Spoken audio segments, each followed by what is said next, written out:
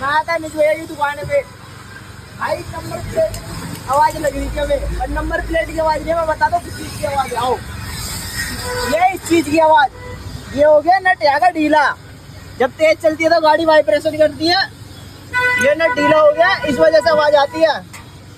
और जिस भाई ने ये लगवा रखा हो तो नोटिस करे आवाज क्यों आ रही है और कमेंट करके बताए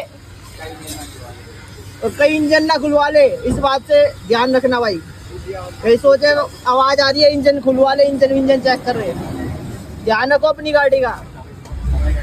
और ये गाड़ी मैं ही टाइट करूँगा अभी देखता कैसे टाइट करूँगा।